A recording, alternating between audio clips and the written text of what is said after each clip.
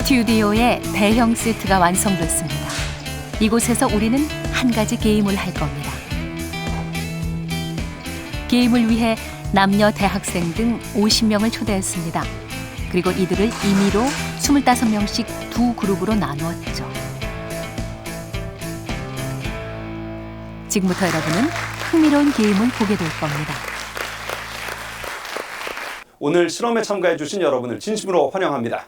지금부터 50명의 참가자들과 함께 간단한 게임을 펼쳐보도록 하겠습니다. 제가 볼 때 왼쪽에 있는 25명의 그룹을 제한자 그룹이라고 지금부터 부르겠습니다. 그리고 제가 볼 때 오른쪽에 있는 25명의 그룹을 응답자 그룹이라고 지금부터 부르겠습니다. 자, 먼저 제한자 그룹 25명께 게임 머니를 드리겠습니다. 제한자 25명에게만 게임머니 10만 원씩 지급됐습니다. 제한자는 이 10만 원을 자신과 같은 번호를 가진 응답자와 나눠야 합니다.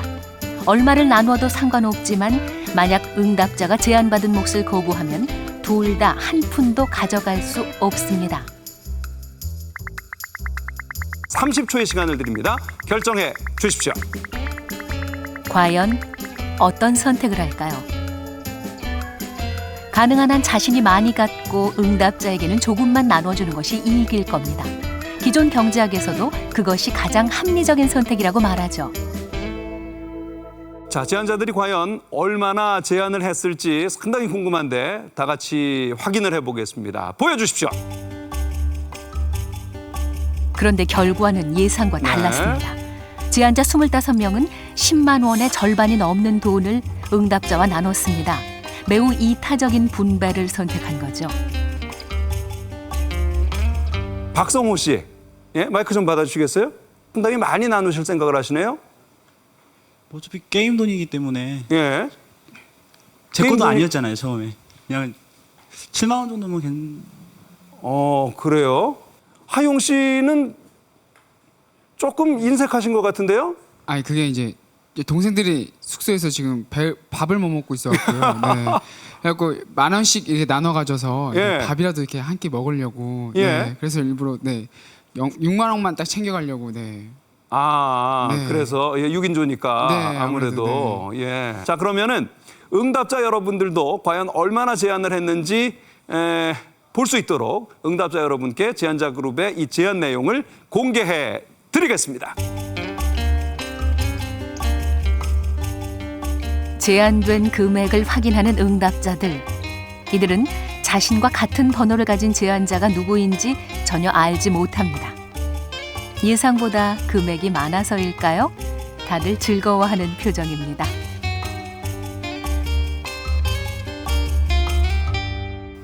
저희는 흡족해요. 지금 아주 좋아요. 그래요. 지금 저쪽에서 사실 좀 덜 갖겠다는 거 아닙니까? 네, 저 같은 경우는 그렇네요.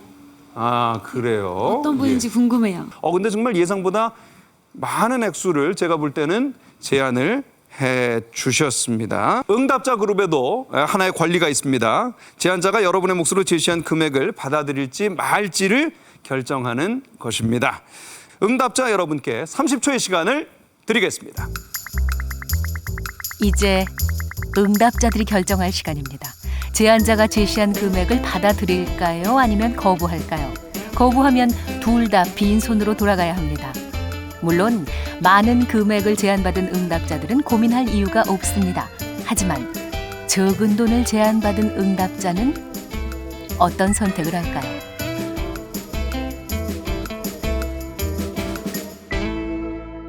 Dass sie also von den 10 Euro fast nichts bekommen oder auch andere Beträge, dass sie dann eher verärgert sind und diese Verärgerung auch so groß ist und dass sie sich selber etwas kosten lassen, anstatt zustimmen. Sie verzichten so etwas wie Reziprozität. Warst du nicht nett zu mir, dann bin ich auch nicht nett zu dir. 자, 과연 제안자의 제안을 얼마나 받아들이셨을지 궁금합니다. 자, 그 결과를 보여주십시오. 13번 응답자 자리에 빨간불이 켜졌습니다. 그녀는 제안을 거부했습니다. 거부당한 제안자 13번. 곤혹스런 표정인데요. 한가운데만 지금 적신호가 켜졌습니다. 이야, 이게 웬일인가요? 근데 어떻게 이렇게 모질게 또 거부를 하셨습니까? 나쁜 여자 스타일이죠. 나쁜 여자. 네, 10,000원이라도 건질 걸 그랬나 봐요. 글쎄요. 괜히 욕심부려서. 네. 예. 제안자들은 매우 이타적인 분배를 했고 응답자들은 이를 당연히 수용했습니다. 그러나 4만 원 이하의 불공평한 제안에 대해서는 손해를 보고서라도 거부해 제안자를 징계하는 성향을 보였습니다. 우리는 이 최후 통첩 게임을 통해서 인간 본성의 또 다른 면모를 확인할 수 있습니다. Man hat es in allen Kontinenten gespielt, man hat es fast mit allen Gruppen von Menschen, von Ureinwohnern im Amazonas bis zum Bankern hier in Frankfurt, und prinzipiell kamen immer die gleichen Ergebnisse heraus. Und seitdem ist halt eben eine gewisse Skepsis gegenüber dem, was es wird so diskutiert, Fair Men and Games Men, also dass der Mensch doch nicht genau diesem Ideal des Homo economicus entspricht.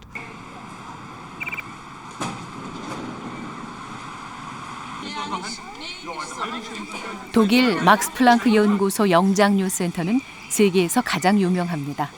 침팬치, 오랑우탄 등 다른 영장류와 인간 사이의 유사성과 차이점을 연구하는 곳이죠. 침팬지들을 세심하게 살피는 멜리사 박사는 흥미로운 연구를 진행해 왔습니다. 어린아이와 다른 영장류의 행동을 비교 관찰해 인간 본성을 탐구하는 것이죠. We specifically want to know whether they are truly in certain occasions motivated to help others in situations in which they cannot profit themselves.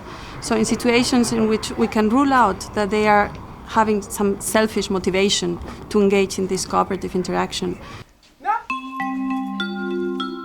연구팀 실험은 아직 언어와 사회적 규범을 습득하지 못한 생후 24개월 미만 어린아이들을 대상으로 이루어졌습니다. 남자가 일부러 바닥에 연필을 떨어뜨립니다. 그리고는 손이 닿지 않는 신용을 하죠. 지켜보던 아기가 다가가 연필을 주워줍니다.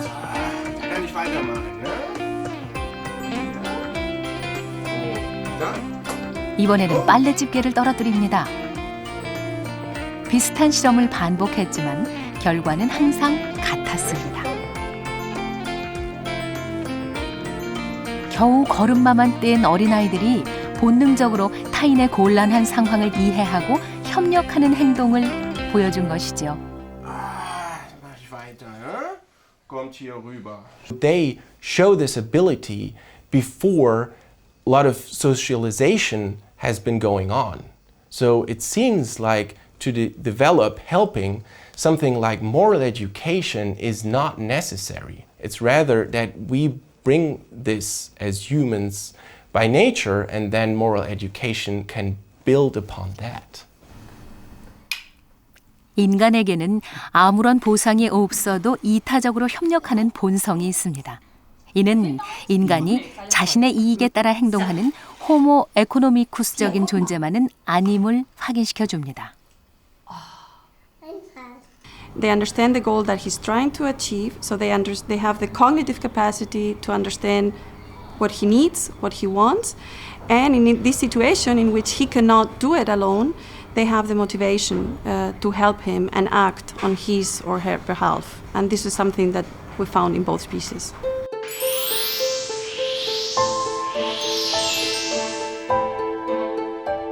인간의 이기심이 부를 만든다고 여겼던 경제학자 아담 스미스. 하지만 그도 인간 본성에는 타인의 행복을 생각하는 이타성이 있고 이것이 사회를 이롭게 한다고 긍정했습니다.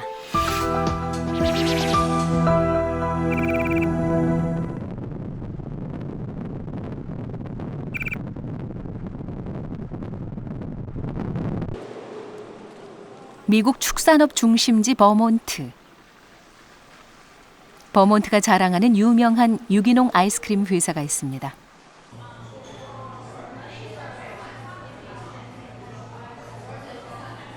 미국 시사주간지 타임으로부터 세계 최고라는 찬사를 받은 아이스크림.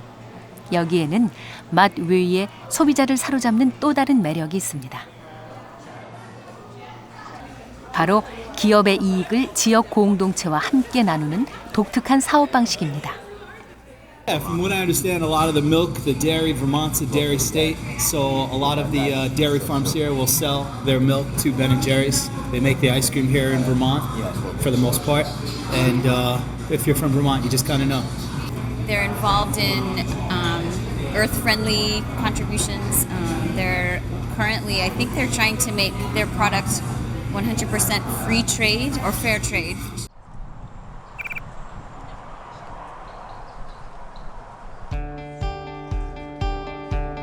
미국 내 프리미엄 아이스크림 매출 1위. 벤 앤 제리 창업자는 1960, 70년대 반체제 운동가이기도 했던 벤 코헨과 제리 그린필드입니다. 30여 년 전 벤과 제리가 허름한 주유소에서 시작한 회사가 이제는 세계 곳곳으로 진출해 있습니다. 벤과 제리는 창업 당시부터 기업의 사회적 책임을 핵심적인 사명으로 내세웠습니다. One question Ben and Jerry asked very early on in their business was, how can we best use the power that we have as a business to create social benefits? We buy hundreds of millions of dollars worth of ingredients to make our ice cream, and if we use that purchasing power to try to create social benefits, we can have much more impact than if we just give a percentage of our profits away. 회사는 아이스크림 원료인 우유를 버몬트 지역 낙농가에서 가져옵니다. 우유에 정당한 가격을 지급함으로써 농가는 안정적으로 생계를 유지하고 회사는 질 높은 우유를 공급받을 수 있죠.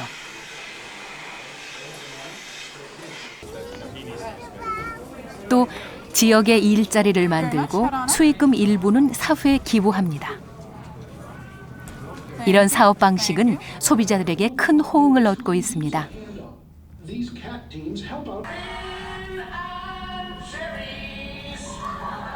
사람들은 기꺼이 벤앤제리 제품을 구매하려고 합니다. They have a flavor that they love that only Ben & Jerry's makes. They know Ben & Jerry's is committed to the kinds of things they're committed to and working to create a world that they want to live in. And so they wouldn't think to buy any other kind of ice cream. 살면서 이런 경우 없으신가요? 오랜만에 동창들을 만난 즐거운 자리. 얘기를 나누다 보니 어느덧 음식을 주문할 때가 됐습니다. 음식값은 계산서에 나온 총액을 참석자 수로 똑같이 나누어 내기로 미리 정해뒀습니다. 메뉴판에는 다양한 가격의 음식들이 있는데요. 여기서 고민이 시작됩니다. 사실 남자는 스파게티가 먹고 싶습니다. 그런데 자신만 저렴한 스파게티를 먹고 다른 친구들은 훨씬 비싼 스테이크를 시키면 어떡하죠? 다른 친구들이 먹은 비싼 스테이크 값 일부까지 부담해야 하는 겁니다. 스파게티냐 스테이크냐, 이럴 때 여러분은 어느 쪽이신가요? 저는 스테이크로 하겠습니다. 네. 사실 이 자리에 있는 모두가 똑같은 딜레마에 빠져 있습니다.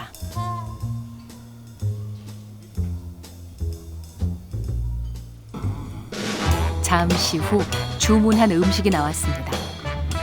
그런데 이제 보니 모두 스테이크를 시켰네요. 이건 완전히 낭패로군요. 나만 손해볼 수 없다는 이기심은 모두에게 음식값으로 거금을 지불하게 했습니다. 글쎄요, 여러분이라면 이런 저녁 식사의 딜레마에서 얼마나 자유로울 수 있을까요?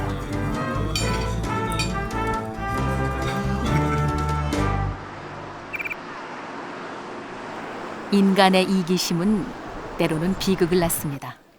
러시아 아스트라한은 철갑 상어 도시입니다. 아스트라한 인근 양식장. 인공 산란장에서 부화된 철갑 상어 치어들을 키우는 곳이죠.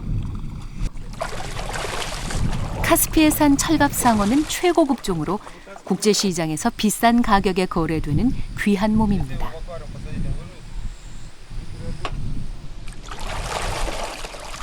게다가 철갑 상어는 성장이 더딥니다. 한 마리가 완전히 자라기까지는 보통 15년에서 20년 정도 시간이 필요하다는군요. 5. Приблизительно. Сколько килограмм? Здесь 5 килограмм. 4-5 килограмм.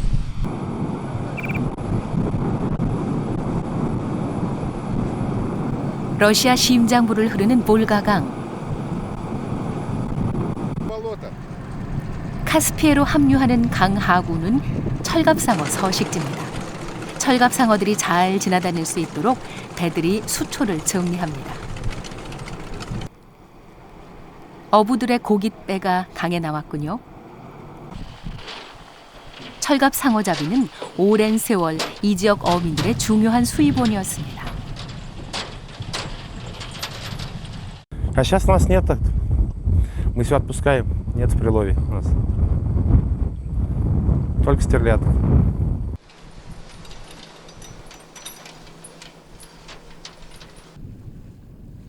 어부들이 열심히 그물을 당겨도 값싼 민물고기만 걸려들 뿐 철갑상어는 찾아볼 수 없습니다. 철갑상어는 이제 잡히지도 않지만 함부로 잡아서도 안 되는 멸종 위기종입니다. Ну, есть специальная бумажка разрешения дает на красную рыбу, облов красную рыбу. А так ты не имеешь права ее. Ты поймал, должен ее отпускать. Вот. Квот дают специально, квот дают специально лимит. 1990년대 초반까지 사람들은 너도 나도 경쟁적으로 철갑상어를 잡아 올렸습니다. 개체 수는 점점 줄어들었습니다. И, конечно же, когда хозяина на этом территории не было, то начались необратимые процессы. Это и браконьерство, это и перелов и так далее. 이기심과 욕망은 끝이 없었습니다. 특히 탐욕스럽게 집착한 것은 바로 이 캐비어였습니다. 최고급 음식으로 꼽히는 캐비어를 팔면 큰 돈을 벌 수 있었기 때문이죠.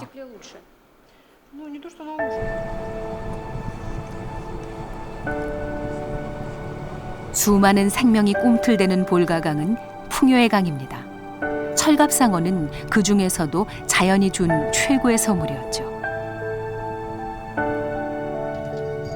평생을 볼가강에 기대 살아온 어부들. 하지만 이들은 오늘 빈배로 돌아갑니다. Ну, как я живу на берегу. Мне приятно, что я живу здесь очень хорошо. Я живу здесь, мне приятно жить здесь. Я никуда не собираюсь уезжать. Мне вообще по душе вот это. Волга, речка наша, море. Я и раньше работал в море, ходил, видел все. Но, правда, душа болит. 인간은 이기심을 자제할 수 없는 걸까요?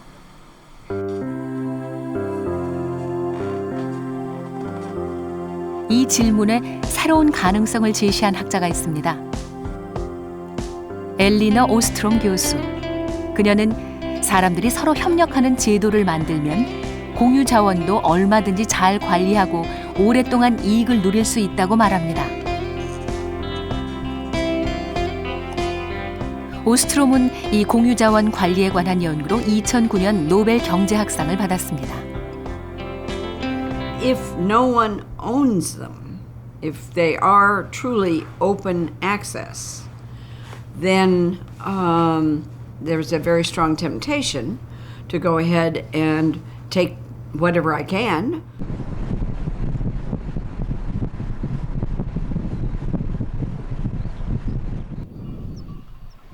스위스 알프스 산맥 비스페르탈 협곡. 험준한 협곡 사이로 목초지와 숲이 자연 그대로 잘 보존된 풍요로운 땅입니다.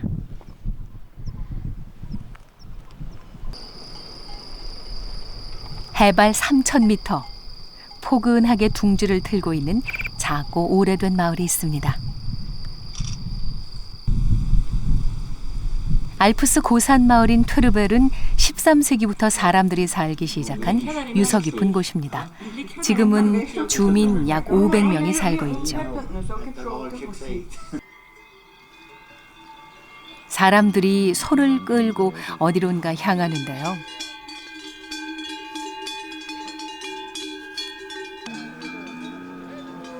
오늘은 1년에 한 번 마을에서 가장 큰 축제가 열리는 날입니다. Das ist der Alpaufzug. Dann werden vom Dorf oder auch sonst wo die ganzen Kühe auf die Alpe getrieben. Und wie alt ist diese Tradition? Diese Tradition ist schon seit mehreren 100 Jahren. Ich kann nicht genau sagen, aber man hat mir gesagt, seit dem 15. Jahrhundert, dass dieses schon existiert. 마을 주민들이 모두 들판에 나왔습니다. 소싸움은 트르벨 마을에 본격적인 여름이 찾아왔다는 신호입니다.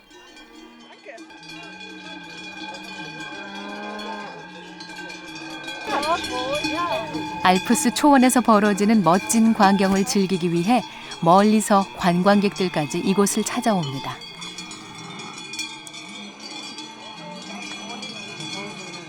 Das ist ein richtig historischer Moment.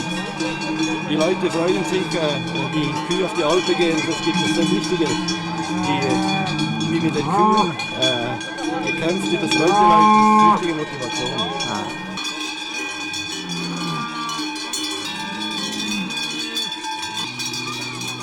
소싸움에는 특별한 의미가 있습니다. 매년 여름이 시작되면 트르벨 주민들은 집에서 키우는 소들을 마을 공동 목초지로 올려보냅니다. 이를 앞두고 벌어지는 것이 소싸움 축제죠. 오랜 세월 지켜온 그들만의 전통입니다. Wenn wir zu Hause und im Dorf alles brauchen, haben wir im Winter kein Futter mehr. Und hier oben können wir nicht mähen. Darum werden hier die Kühe hinaufgetrieben, damit sie das fressen. Es ist auch gut für die Natur, damit es keine Lawinen gibt. Und es wird auch besser bewirtschaftet. Wenn sie es abfressen, kann es wieder besser wachsen. 한바탕 소싸움이 끝나면 주민들은 소를 이끌고 마을에서 가장 높은 곳에 있는 공동 목초지로 향합니다.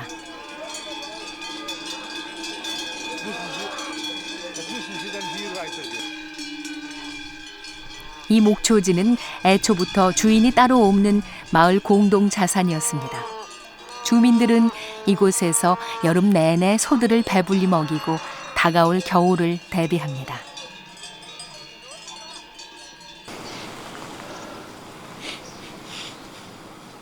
(500년) 넘게 내려온 마을 전통에는 엄격한 규칙과 질서가 있습니다. 바로 목초지에 관한 규약입니다.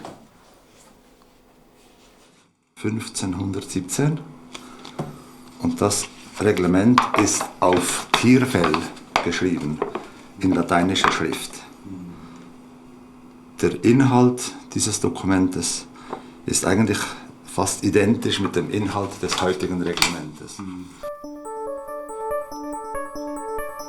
트르벨 주민들이 직접 만들고 합의한 규약에는 공동 목초지에 올라갈 수 있는 소의 수, 풀을 뜯을 수 있는 범위가 따로 정해져 있습니다. 또 가을에는 반드시 내려와야 한다는 규정도 있죠. 주민들은 이를 수백 년에 걸쳐 지켰고 어겼을 때는 무거운 벌금을 가했습니다. Was auch noch gemacht wird, jeder, der da oben Vieh hat auf der Alpe, muss pro Jahr für ein Tier ein sogenanntes Alpwerk leisten. Also das heißt, er muss einen Tag pro Tier arbeiten, Äste räumen, vielleicht noch ein bisschen Steine räumen und so. Und wenn er nicht kommt, muss er pro Tag, den er nicht gekommen ist, 120 Franken bezahlen. Und auch das geht in diesen Fonds.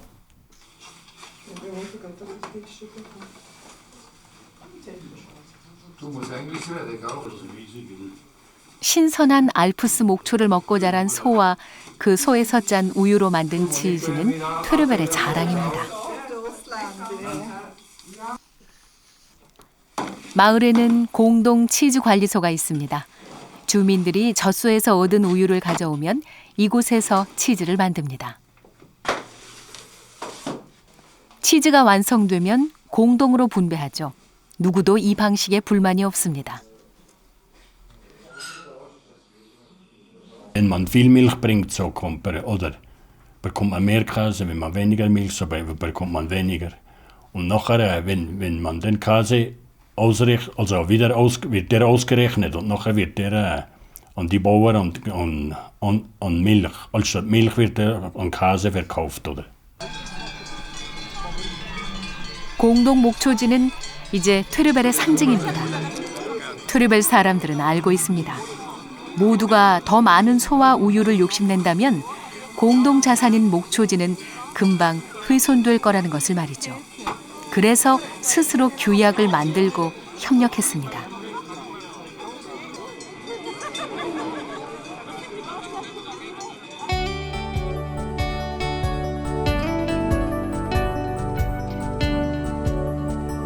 Capital isn't money. Capital is an asset that can be used to make other things possible. And people work together. That's a form of social capital. Very important.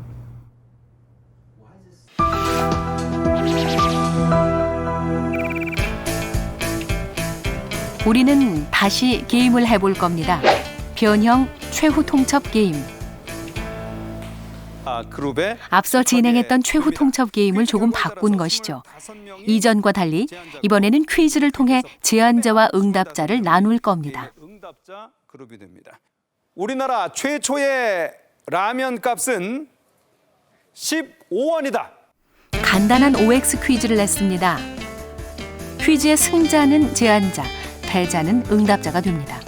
이것이 게임에 영향을 줄까요? 간단한 퀴즈나 업무 수행 테스트를 통해서 그 일을 효과적으로 수행한 사람들에게 제안자의 권리를 부여한다면 제안자들은 하늘에서 뚝 떨어진 금액을 나누는 것이 아니라 자신이 노력해서 제안자의 권리를 얻었다고 생각하게 되는 거죠. 자, 그럼 제안자 그룹 25분께 게임 머니를 드리겠습니다. 역시 제안자들에게만 10만 원을 지급했습니다. 방식은 앞에서 했던 최후 통첩 게임과 같습니다. 제안자들은 10만 원을 같은 번호의 응답자와 나누어야 합니다. 얼마를 나누어도 되지만 응답자가 거부하면 둘 다 한 푼도 가질 수 없습니다. 제안자들은 어떤 선택을 할까요? 확인해 보겠습니다. 보여주십시오. 제안자들의 평균 제안 금액은 38,400원. 여기서 새로운 사실이 확인됩니다. 단지 퀴즈에 승리해 제안자가 됐을 뿐인데 이전과 비교해 분배가 훨씬 줄었다는 것이죠. 응답자들이 고민에 빠집니다. 제안을 그대로 받아들여 한 푼이라도 챙기는 쪽을 택할까요? 아니면 손해를 보더라도 부당한 분배를 거부해 제안자를 징계하려고 할까요? 자, 과연 파란불이 많이 들어올 것인가? 그래서 제안을 받아들일 것인가? 아니면은 거부할 것인가? 그래서 빨간색 불이 많이 들어올 것인가를 기다려 보겠습니다. 응답자들의 결과 보여주십시오. 응답자 전원 제안을 수용했습니다. 이들 대다수가 5만 원 미만의 적은 돈을 제안받았는데도 말이죠. 거부하실 수도 있었어요. 처음엔 좀 어이가 없었는데 네. 근데 생각해 보니까는 한 푼이라도 못 가져갈 바에는 그래도 2만 원이라도 챙기는 게 나을 것 같아서 예. 그래서 그냥 수긍하기로 했어요. 승리자 생각에는 그렇게밖에 줄 수 없을 것 같아서 그냥 이렇게라도 받는 게 패배자로서는 더 이익이니까요. 예. 이것밖에 선택이 없을 것 같아요. 만약에 제가 진짜 패배자라면. 흥미로운 결과입니다. 퀴즈라는 경쟁 방식을 도입한 게임에서 승자가 된 제안자는 매우 이기적으로 변했고 패자인 응답자는 부당한 분배에 저항하지 못했습니다. 이 게임을 시장 게임이라고 부르는 경우에 제안자들은 그렇지 않은 경우에 비해서 좀 더 자신의 몫을 챙기는 방향으로 행동하더라. 그리고 응답자들의 경우에도 제안자들이 좀 더 치사한 제안을 하더라도 그걸 대부분 수용하는 방향으로 행동하는 것으로 나타났습니다. 현실은 게임보다 훨씬 냉혹합니다. 유치원 가게 와서 일어나. 엄마는 아침마다 전쟁입니다. 홀로 어린 두 딸아이를 깨우고 씻기고 학교 갈 준비를 시킵니다. 아이들 아빠는 해고 노동자. 복직 투쟁을 위해 몇 달째 집을 비우고 있습니다.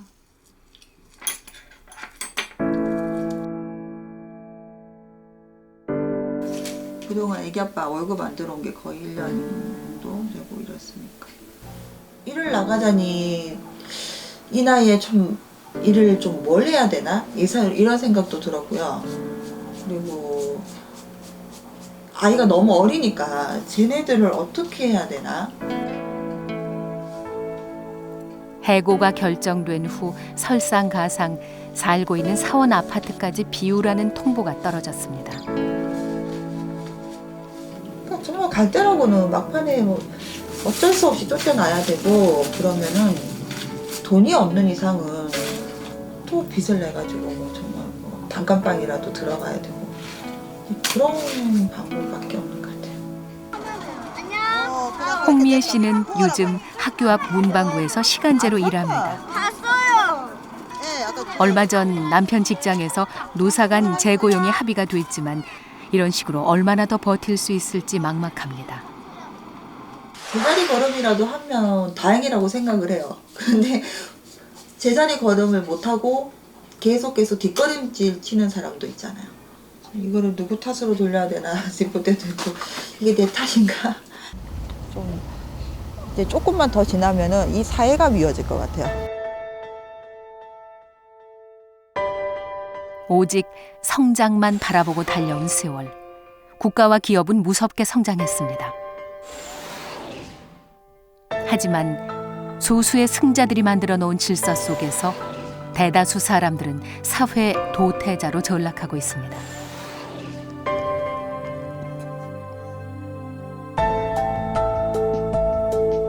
한국 사회의 상대적 빈곤율은 OECD 회원국 평균보다 높은 편입니다. 부의 불균형은 구성원들 간의 협력을 가로막습니다. Inequality doesn't just happen by accident. It happens because some people are trying to take advantage of other people. The higher the degree of economic inequality, the less people will see a common fate with each other.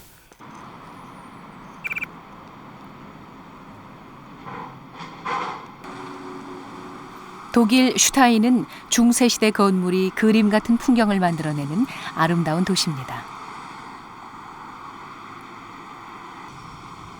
이 도시와 무려 250년을 함께한 기업이 있습니다. 이제는 관광객들의 필수 관람처가 된 곳. 바로 명품 연필 하나로 오랜 세월을 버텨온 파버카스텔입니다.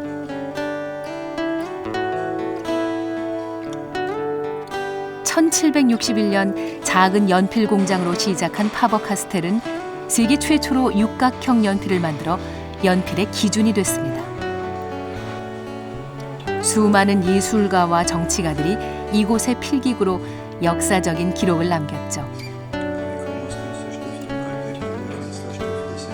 Es fing damals an mit Van Gogh über Bismarck, der ihn nicht nur zum Schreiben, sondern auch explizit zum Pfeifenstopfen verwendet hat. 파버카스텔은 파버 가문이 8대째 대를 이어오고 있는 대표적인 가족 기업입니다. 4대 CEO 로타는 혁신적인 인물이었습니다. 독일 최초로 근로보험을 도입하고 기숙사와 유치원도 만들었죠. 혁신적인 노사 문화는 8대 CEO인 안톤 백작에게 이어지고 있습니다. Die ihn mit dazu veranlasst hat, seine Arbeiter besser auszubilden, den Arbeitern Sicherheit zu geben und die Arbeiter gut auszubilden. Das war für die Arbeiter gut und das war für das Unternehmen gut.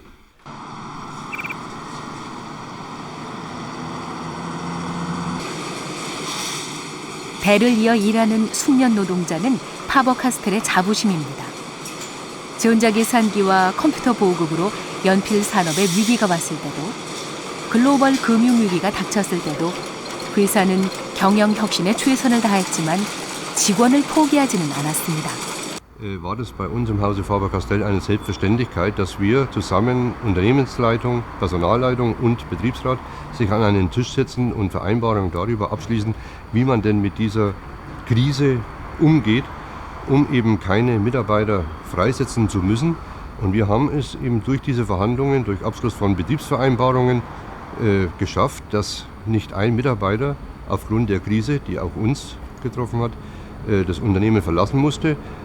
Und ich sage immer wieder, dass ich als CEO von Faber-Castell wahrscheinlich in einem amerikanischen Unternehmen schon 3 bis 4 Mal rausgeflogen wäre, weil ich Dinge begonnen habe, die kurzfristig unsinnig erscheinen, die aber langfristig richtig waren. 100년 전 창립 150주년을 기념해 전 직원이 함께 찍은 사진입니다. 사진이 부자나 귀족의 전유물이던 시절, 회사는 이 사진을 모든 직원들에게 나눠줬습니다. Weiter können Sie kein Unternehmen langfristig halten. Also wenn Sie mich fragen, Profit, dann gefällt mir das Wort Profit nicht sehr gut. Das Unternehmen langfristig zu halten, und das ist ein anderer Wert per se, und der setzt auch voraus, dass man das Unternehmen vor eigene Interessen stellt. 베를린 서쪽 볼프스부르크는 독일 자동차 산업의 중심입니다. 도시 일자리 중 60% 이상이 자동차 관련이죠.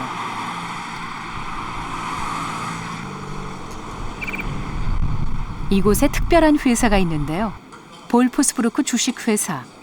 1999년 이 지역을 기반으로 한 폭스바겐과 볼프스부르크 시가 50%씩 자본을 내 만든 회사입니다. Wie schafft man neue Arbeitsplätze und wie halbiert man die Arbeitslosigkeit? Das war das ursprüngliche Ziel.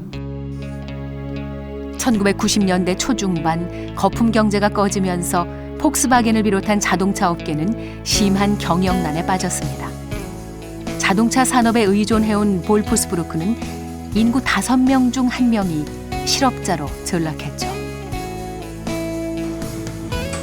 위기를 넘어 상생하기 위한 구체적인 답이 바로 볼프스부르크 주식회사였습니다. 회사는 실업자들을 재교육하고 이들에게 새로운 일자리를 연결해주기 시작했습니다. Autovision, die Idee und das Konzept der Wolfsburg AG war eine der besten Lösungen, die man sich für diese Stadt und für das Unternehmen hat einfallen lassen können. 자동차 부품업체인 슈넬레케 그룹. 세계에서 12,000여 명이 일하는 글로벌 기업입니다. 폭스바겐 등의 부품을 납품하는 슈넬레케는 필요한 인력을 볼프스부르크 주식회사에서 제공받고 있습니다. 카이 씨도 그중 한 명이죠. 4년 전 비정규직으로 파견됐던 카이 씨는 입사 6개월 만에 정규직으로 바뀌었습니다. Jeden Tag regelmäßig in einer Firma fest angestellt und jeden Tag in dieselbe Firma fahren können. Das ist natürlich von der Leistung her und von der Mentalität, was einem, sag ich mal, im Kopf vorgeht, ist es vielleicht doch anders. Zeigt man auch mehr Leistung. Das ist einfach so. Das ist ja rein menschlich.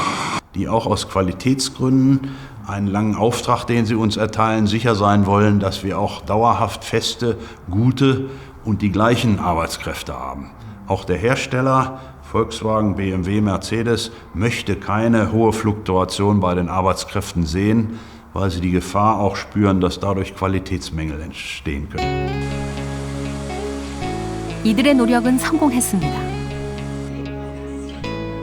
한때 17%까지 치솟았던 볼프스부르크 실업률은 목표했던 절반 수준보다 더 낮은 6%대로 내려왔습니다. 또 자동차 테마파크를 만들어 지역 경제에 활기를 불어넣습니다.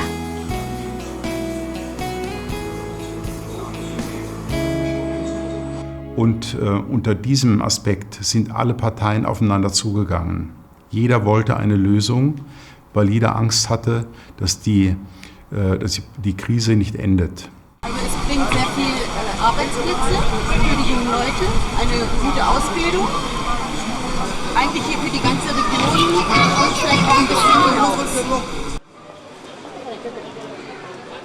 삭막했던 회색 도시 볼프스부르크는 이제 매년 200만 명이 찾아오는 자동차 문화의 도시로 변모했습니다. 모두가 협력했기에 가능한 일입니다.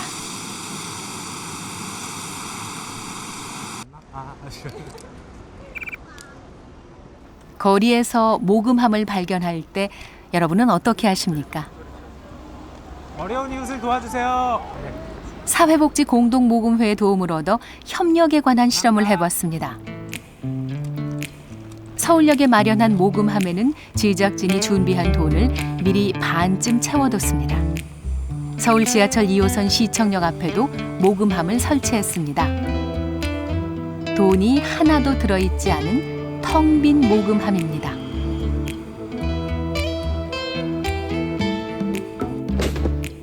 돈이 반쯤 차 있는 모금함과 텅 빈 모금함, 어떤 차이가 있을까요?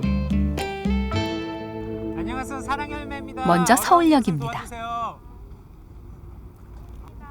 아 이거 열매. 사람들 발길이 꾸준히 이어지는데요. 여기 열매 있어. 감사합니다. 예. 이거 열매 받아가시고. 나 말고 이제 그 모금을 하는 많은 사람들이 많이 있구나라는 생각이 많이 들었고, 또 만약에 또 비어 있었더라면 또 마음이 조금 찡했을 텐데, 그래도 많이 차 있는 걸 보면서 이 사회가 그래도 사랑에 어색하진 않구나라는 생각을 하였습니다. 같은 시간 시청 앞 상황은 어떨까요? 모금함은 여전히 텅 비어 있습니다. 1시간이 지나도록 감감무소식. 드디어 첫 번째 기부자가 나타났군요. 관심이 별로 없는 것 같아요. 연말이나 돼야 이제 관심이 있으니까. 저도 늘까 말까 했는데 그냥 어차피 하는 거니까. 돈이 들어간 모금함을 다시 빈 모금함으로 교체했습니다. 좀 더 기다려보도록 하죠. 다시 서울역입니다. 퇴근 시간 모금은 좀 더 늘었습니다. 어느 정도 적어도 한 4분의 1 이상은 차 있어야지 사람들이 많이 하는구나, 나도 참여를 해야 되겠구나라는 동기가 더 생길 것 같아요. 한편 시청 앞 상황은 여전히 변함없습니다. 사람들에게 철저히 외면받은 채 모금함은 바닥을 훤히 드러내고 있습니다. 왜 이런 걸까요? 아무래도 남들은 안 하는데 왜 내가 해야 하나라는 생각도 할 수 있을 것 같고요. 아마 그런 생각 때문에 못한 것 같습니다. 두 곳의 모금액 차이는 10배나 벌어졌습니다. 타인의 협력을 확인할 때 더 협력적인 행동을 보인 겁니다. Always better if I cooperate with you and with other places because we'll get the whole thing up. If we just have a little bit in there, my adding a lot to it isn't enough to even make a difference. So I don't do it. 모두 자신의 이익을 향해 달려가는 듯한 세상. 하지만 우리에게는 타인과 협력할 수 있는 소중한 능력이 있습니다. 우리 안의 호모 에코노미쿠스는 이미 변신하고 있습니다. 다른 사람을 돕게 되면 서로 신뢰를 할 수 있는 기반이 마련이 됩니다. 이 신뢰를 기반으로 해서 다시 사회적 협력이 왕성하게 일어나게 되고요. 결국 그것이 사회적 자본의 축적을 가져오게 됩니다. 축적된 사회적 자본이 있을 때 우리 사회가 좀 더 성숙한 사회로 나아갈 수 있는 기초가 마련될 것입니다. 가로등이 없어 어두운 마을. 철수 아버지는 돌뿌리에 걸려 넘어지고 영희는 자전거 사고로 얼굴을 다쳤습니다. 다음 날 참다 못한 주민들이 마을 회관에 모여 대책을 고민하기 시작합니다. 이때 철수 아버지 가로등을 제안합니다. 동네 주민들이 돈을 모아서 가로등을 달자는 것이었죠. 다들 기분 좋게 동참했습니다. 모두 협력해 가로등을 달자 마을은 환해졌습니다. 밤에도 안심하고 다닐 수 있게 됐죠.